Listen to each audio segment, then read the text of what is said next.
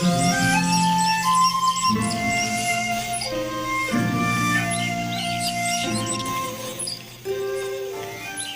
The lord. మన ప్రభువును మన రక్షకుడైన యేసుక్రీస్తు వారి మహోన్నతమైన నామంలో మీ అందరికీ మా హృదయపూర్వక వందనములు. మీరందరూ కూడా దేవుని యొక్క కృపలో, ఆయన యొక్క కనికరము చేత అనుదినము నింపబడుతున్నారని, మరి మిమ్మల్ని బట్టి మేము దేవాతి దేవుణ్ణి ఎంతగానో స్తుతిస్తున్నాం. మరి దేవుడు ఈ రోజున ఒక చక్కని వాగ్దానాన్ని మనకు అనుగ్రహిస్తున్నాడు. ఆ యొక్క వాక్యమును మనం ధ్యానించుకుందాం.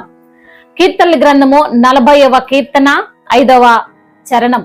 యెహోవా నా దేవా, నీవు మా ఎడల జరిగించిన ఆశ్చర్య క్రియలను, మా ఎడల నీకున్న తలంపులను బహు విస్తారములు.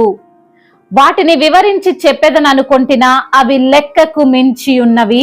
నీకు సాటి అయిన వాడొక్కడునో లేడు. హల్లెలూయా. దేవుడు ఒక చక్కని వాగ్దానము చేత మనతో మాట్లాడుతున్నాడండి.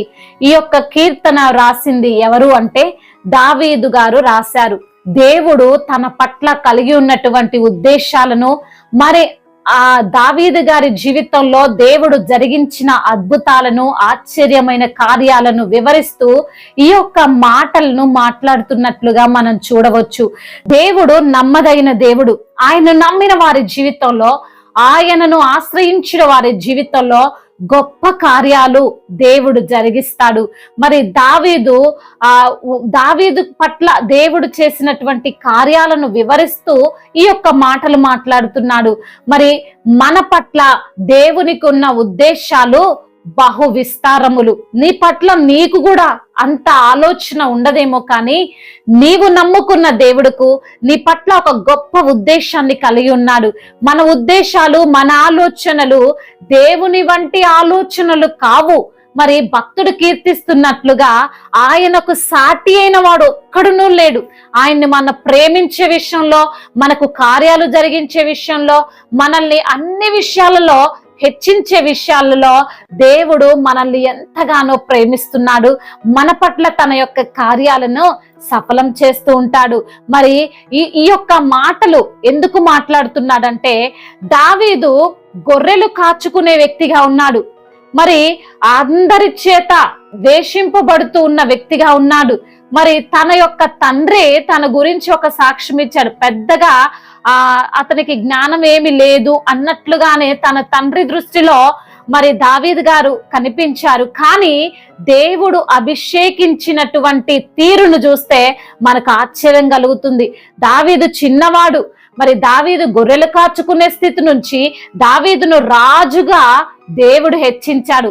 దావీదుకు తన యొక్క బంధువుల తలంపులు, తన తండ్రి తలంపులు తన పట్ల చిన్నవిగానే ఉన్నాయి, పెద్దగా ఊహించుకున్నటువంటివిగా ఉన్నాయి.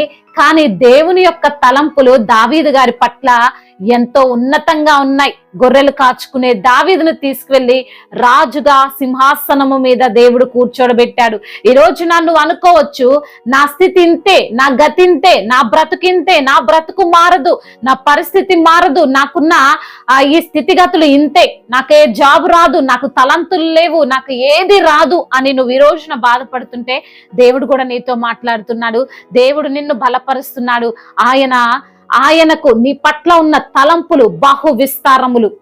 నిన్ను అందరూ తృణీకరించొచ్చు, నిన్ను అందరూ హీనపరుచుకుంటుండొచ్చు, నీకేమి రాని అజ్ఞానురాలుగా నువ్వు ఉండొచ్చు, నీకు అందం లేదని, నీకు జాబ్ లేదని, నీకు పెద్దగా మాట్లాడే వాక్చాతుర్యం లేదని ఈ రోజున ఒకవేళ నువ్వు బాధపడుతుంటే దేవుడికి నీ పట్ల ఉన్న తలంపులు గొప్పవిగా ఉన్నాయి.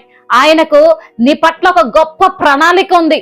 నిన్ను తీసుకెళ్లి దేవుడు ఆయన నీ పట్ల ఒక గొప్ప ఉద్దేశాన్ని కలిగి ఉన్నాడు. నీకేమీ లేని స్థితిలో నువ్వు ఉన్నా, నువ్వు దేవుణ్ణి నమ్మిన వ్యక్తివైతే ఆయన నీ పట్ల ఒక ఉన్నతమైన ఉద్దేశం, ఒక గొప్ప ప్రణాళికని కలిగి ఉన్నాడు. మరి అదే విధంగా మనం చూసుకుంటే మోషే విషయంలో కూడా దేవుడు ఒక గొప్ప ప్రణాళికను కలిగి ఉన్నాడు. మరి రాజుగారి ఇంట్లో పెరిగారు. మరి ఒక అధికారి ఉన్నతమైనటువంటి కుటుంబంలోనే ఆయన పుట్టింది. తక్కువ స్థాయిలో అయినప్పటికీ ఆయన పెంచబడింది ఒక గొప్ప ఉన్నతమైన కుటుంబంలో. కానీ ఆ ఉన్నతమైన స్థితిని తీసివేసి మరలా దేవుడు తన యొక్క స్థితిని అంటే తగ్గించినట్లుగా మనం చూడవచ్చు. దేవుని యొక్క తగ్గింపు కూడా మనల్ని హెచ్చించడానికే, మరి దేవుని యొక్క దృష్టిలో నువ్వు తగ్గించబడితే నువ్వు హెచ్చించబడతావు. నీవు ఈ రోజు ఏమీ లేని స్థితిలో ఉన్నప్పటికీ దేవుడు నిన్ను ఒక అధికారిగా మార్చొచ్చు, నిన్ను ఒక ప్రయోజకురాలిగా మార్చొచ్చు. నీవు ఒక 10 మందికి నీ ఆటోగ్రాఫ్ ఇచ్చేంతగా దేవుడు నిన్ను హెచ్చించబోతున్నాడు. మరి ఈ రోజున చిన్న జాబే అని నువ్వు బాధపడకు, దేవునికి నమ్మకంగా ఉండు. ఆయన నమ్ముకున్న నరుడు ధన్యుడు అంటున్నాడు. దేవుని పైన నువ్వు నమ్మకం కలిగి ఉండు. దేవుడు ఒక గొప్ప ప్రణాళికను, ఆయన గొప్ప తలంపులను నీ పట్ల జరిగిస్తాడు. తృణీకరించబడిన నీవు మూలకు తలరాయిగా దేవుడు నిన్ను మారుస్తాడు. నీ పట్ల ఆయనకు గొప్ప ప్రణాళిక ఉంది. నిన్ను పిండముగా రూపించింది, నీకు రూపు నేర్పరిచింది, నీకు జీవాన్ని ఇచ్చింది. ఏదో నిన్ను పనికి మాలిన వ్యక్తిగా ఉంచడానికే కాదు, అసమర్థురాలిగా ఉంచడానికే కాదు, అసమర్థుడిగా ఉంచడానికే కాదు, దేవుడు ఒక సామర్థ్యము కలిగిన వ్యక్తిగా నిన్ను దేవుడు మార్చబోతున్నాడు. హల్లెలూయా. దేవుడి యొక్క నామానికి మహిమకరంగా నిన్ను దేవుడు లేవనెత్తబోతున్నాడు. ఎందుకు అంటే నీ పట్ల ఆయనకు గొప్ప ప్రణాళిక ఉంది, నీ పట్ల గొప్ప ఉద్దేశం ఆయన కలిగి ఉన్నాడు. మన తలంపులు వేరు, ఆయన తలంపులు వేరు. మరి మన ఆలోచనలు వేరు, దేవుని యొక్క ఆలోచనలు వేరు. కాబట్టి నువ్వు ఆయన పైన నమ్మకం ఉంచి ఆయన కొరకు నువ్వు కనిపెట్టుకుని జీవించు. దేవుడు గొప్ప ప్రణాళికను నీ పట్ల కలగజేయబోతున్నాడు. కాబట్టి ఆయన నమ్ముకున్న వ్యక్తిగా, ఆయన పైన ఆధారపడే వ్యక్తిగా నీవు ఉండినట్లయితే దేవుడు నీ స్థితిని ఆశీర్వాదకరంగా మారుస్తాడు. దేవుడు ఈ మాటలను దీవించి మన హృదయములో ఫలింప చేయునుగాక. వాక్య భాగాన్ని బట్టి ప్రార్థన చేసుకుందాం. మహాపరిశుద్ధుడా, మహోన్నతుడా, గొప్ప తండ్రి, ఉన్నతుడా, సర్వోన్నతుడా, స్తోత్రాలయ. అయ్యా, ఈ రోజున ఒక తండ్రి మంచి వాగ్దానముతో మమ్మల్ని బలపరిచినందుకు స్తోత్రాలు. అవును ప్రభువా, మా పట్ల మీకున్న తలంపులు గొప్పవి ప్రభువా, అవి విస్తారములయ్యా. మేము కూడా ఊహించుకున్నటువంటి గొప్ప కార్యాలు మీరు మా పట్ల జరిగిస్తారని, దావీదు జీవితంలో మీరు జరిగించినటువంటి అద్భుతము మా జీవితాల్లో కూడా మీరు జరిగిస్తారని నమ్ముతున్నాం, విశ్వసిస్తున్నాం ప్రభా. ఈ రోజున ఎందరైతే బిడ్డలు వారి యొక్క స్థితిని చూసి దిగులు పడుతున్నారో, వారు ఉన్నటువంటి పరిస్థితిని చూసి ఆందోళన చెందుతున్నారో, మా జీవితం ఇంతే, మా బ్రతికింతే, మాకు ఏది రాదు, ఏది మా జీవితంలో జరగదని నిరుత్సాహంతో ఉన్నటువంటి ప్రతి బిడ్డకు యేసు నామములో ధైర్యాన్ని ప్రసాదించండి, వారి స్థితిగతులను మార్చండి.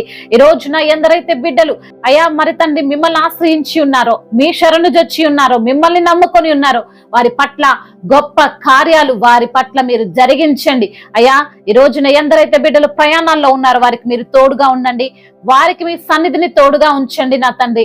అదే విధంగా నా ప్రభువా, ఎందరైతే బిడ్డలు అనారోగ్యముతో బాధపడుతున్నారో అయా, వారికి తండ్రి సంపూర్ణ విడుదల దయచేయండి, స్వస్థతను అనుగ్రహించండి. అయా మరి తండ్రి నెమ్మదిని దయచేయండి, కుటుంబంలో తండ్రి శాంతికరమైనటువంటి పరిస్థితులను దయచేయండి, ఆర్థిక సమస్యలను తీసివేయండి, అప్పుల భారాల నుండి విడుదల దయచేయండి, సంతానం లేని బిడ్డలకు సంతానాన్ని దయచేయమని బ్రతిమలాడుకుంటున్నాం. గర్భఫలము మీరిచ్చే బహుమానం తండ్రి సహాయం చేయండి అయ్యా.